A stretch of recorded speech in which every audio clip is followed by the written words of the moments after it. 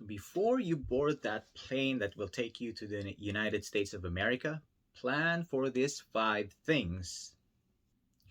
Hi, my name is Mighty, and welcome to Clueless in the US. And it is my mission in this channel to help you move, survive, and thrive in the USA. Hey, did you just arrive in the US or are you still planning for your move? If you have any questions or anything that you would like to share about your move to the USA, please share them in the comment section below. So, number one, where will you stay? It's really good if you have family and friends who will be providing housing for you. That's hopefully that's free, but maybe it's not. And it's really good because it will be easier for you if you stay with somebody who's familiar, somebody that you know, and somebody who cares for you, right? And in some cases, if you are a nurse or if you are moving because of employment, then hopefully your agency will provide some housing for you, at least initially. And so you will also need to understand, is this going to be a hotel, an Airbnb? Is it going to be a motel or a temporary apartment?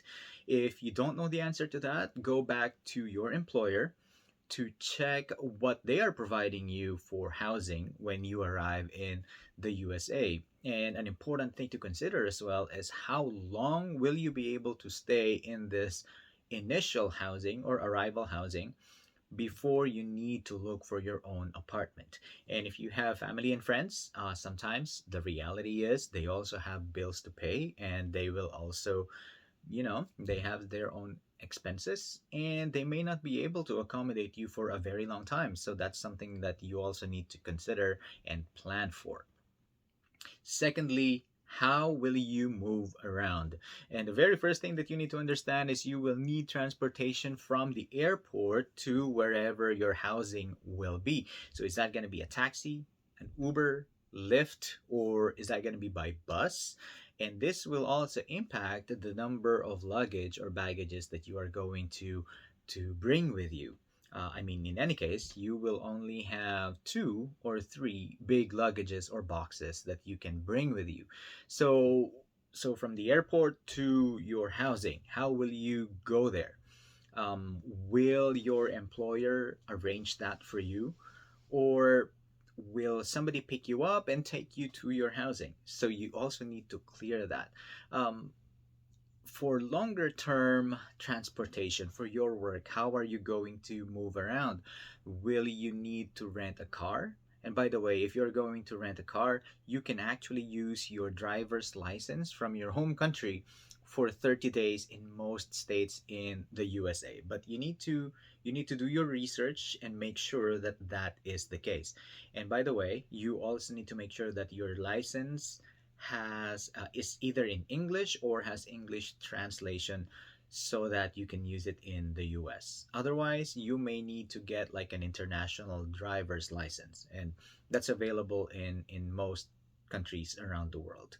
Um, another another consideration will be if you have family or friends who can take you around town for all your needs. And the other thing, if you are going here in the US for work, you need to understand if your company or your agency will be helping you in securing a car. I will be creating a video on how to buy a car and how to rent a car in this channel, so I encourage you to subscribe and hit that bell notification so you will be notified when that is available. Number 3, how much money will you need when you first arrive in the USA? If you have credit cards in your home country and maybe a bank account connected to that credit card, keep that for now because you may need it. Especially if you are going to rent a car, you will need a credit card for that. Um, is your agency or employer providing some relocation assistance? In my case, when I moved here in 2015, they provided me with, say, a hotel for three, I think 5 days until I was able to find an apartment. My boss also lent me his car, although I can also rent a car if that was what I wanted. But also, they paid for my airfare as well as the airfare for my family.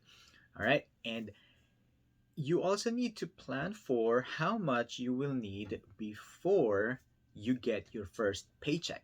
So that may be, depending on your company, that will be 2 weeks or 1 month before you get your pay.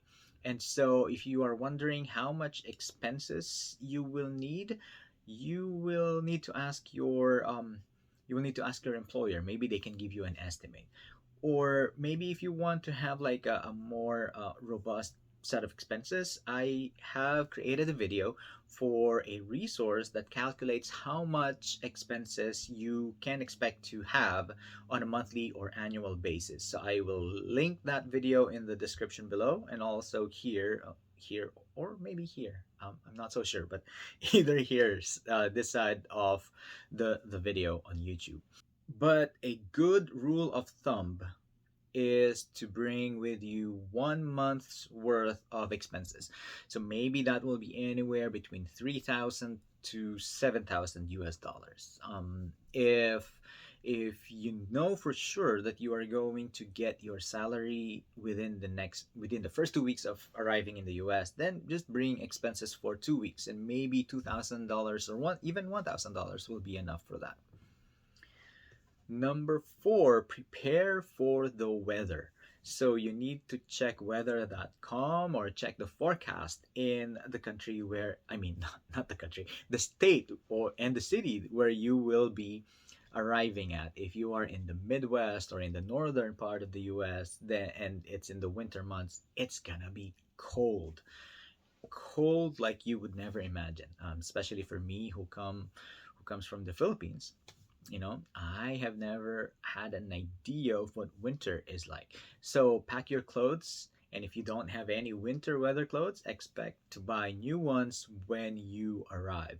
And so, where to buy clothes for the weather? It's simple. You can do it on Amazon, have it delivered to wherever you're staying, or you can go to Walmart, Target, or any of the department stores in the city where you're arriving at. And number five, get a mobile phone number. Check if your mobile phone can work in the US. Generally speaking, Google Pixel, Google phones, Android phones that have been released in the past 4 5 years should work in the US. So Samsung, iPhone should work. The easiest option is for you to get a prepaid account. It's still like a mobile phone plan that you pay for monthly, except that you will pay at the beginning of each month before you use it, and you are allocated a certain amount of bandwidth and calls and texts for the whole month. AT&T, T-Mobile, Verizon, Sprint are all good providers. When we first arrived here, we got a $50 prepaid plan for my wife, and then I applied for my postpaid plan through AT&T.